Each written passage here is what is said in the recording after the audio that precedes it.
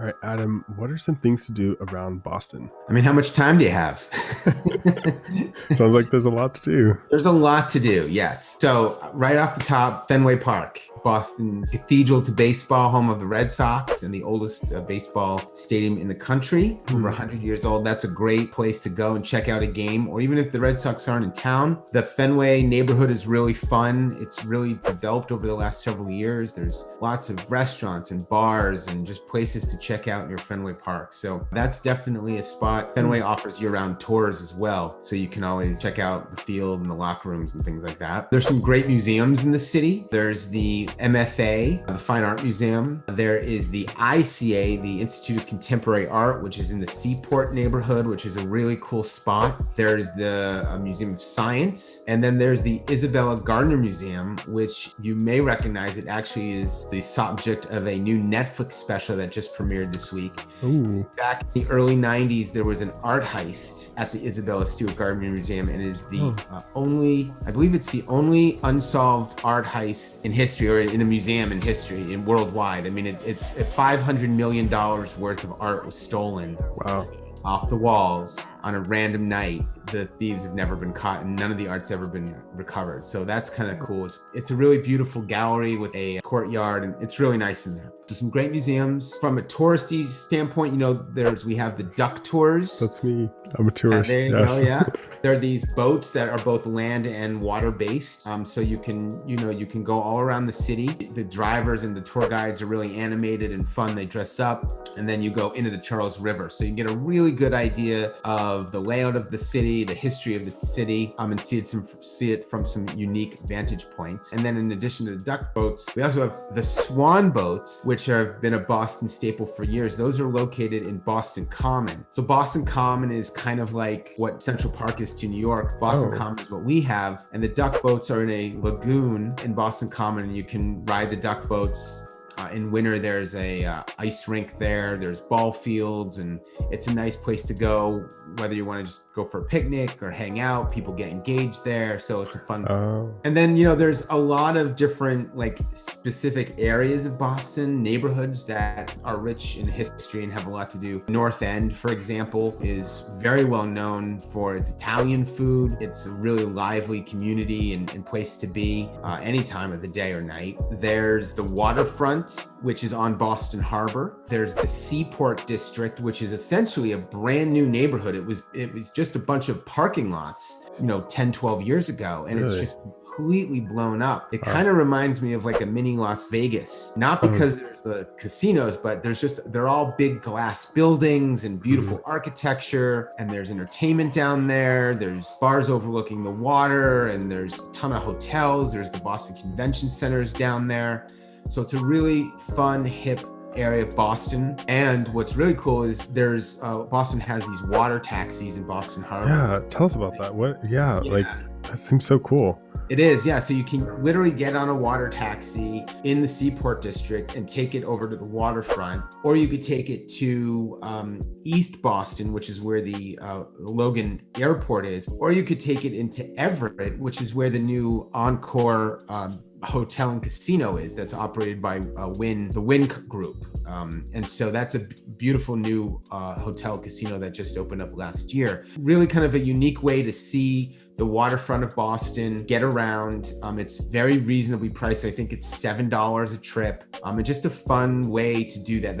I believe it's a year-round thing, pending, of course, weather. And you get a great opportunity to see Boston Harbor and see a really cool point of view of the Boston skyline. So that's really cool. And then down there's the New England Aquarium. There's the Rose Kennedy Greenway, which is down there, which is a long, like a 3-mile strip of grass where the highway used to be that cut right through the city. That's now underground. And the Rose Kennedy Greenway is a really beautiful long park with art exhibits and food trucks and, places to gather and meet. There's a couple of beer gardens there. That's a really fun spot in the nice weather to spend some time in. Lots of breweries downtown in that area, lots of great restaurants.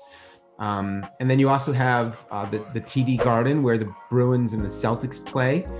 That's in the city's west end. again, it's a fun sort of entertainment area down there, kind of like the Fenway area, but not quite as residential. Bars, restaurants, the TD Garden, you know, where the arena where that's happening. There's been a lot of development in that neighborhood over the last couple of years.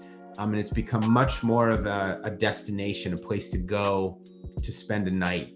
Even if you're not going to the game. If you're a fan of history, you know, of course, the Freedom Trail that runs throughout Boston, you know, you learn about Boston's history and you know, what it was like back in the day. And then you can go into Charlestown.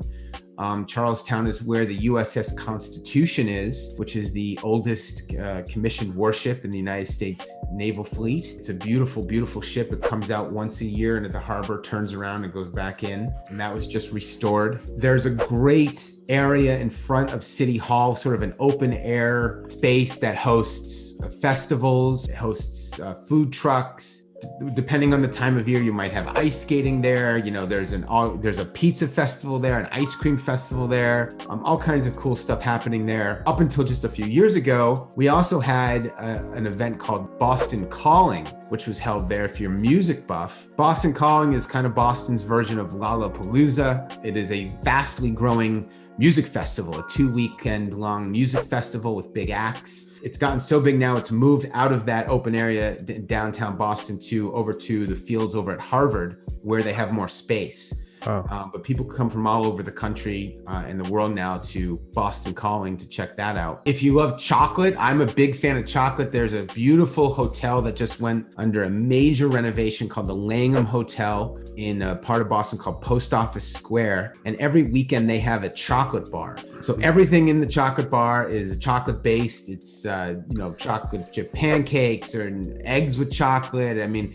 and then they have just regular chocolates and chocolate ice cream and chocolate milk. So it's definitely something you got to check out if you're a fan of chocolate. So, I mean, those are, I think, just off the top of my head, like 10 or 15 things that are just amazing things to be able to see and do in Boston. And Quincy Market and what is right, yes, of course, Quincy Market. Quincy Market in Faneuil Hall, a staple for tourists. Quincy Market is a long indoor-outdoor shopping plaza full of eateries and little stores and whatnot. And so usually anyone who comes to visit Boston is definitely going to check out Quincy Market. Come hungry. You know, there's a ton of different places to eat, shop, and just sit outside. There's street performers down there. Wow. So that's a really cool spot as well. That's really awesome. It sounds like there's a lot to do. There is a lot to do. Absolutely, Brian. You will definitely not be bored when you come to visit Boston. That's just, you know, Boston proper. Of course, the further out you go, there's more to do and see. But, you know, you can definitely take a couple of days and really do a lot in Boston. Wow, that's awesome. I'll have to come visit. Yeah. Yes. Cool. All right. Thank you so much for the info. Until next time. Have a great day. Thank you. Hey guys, if you like that content, go ahead and click on the next video or consider subscribing. Thanks guys.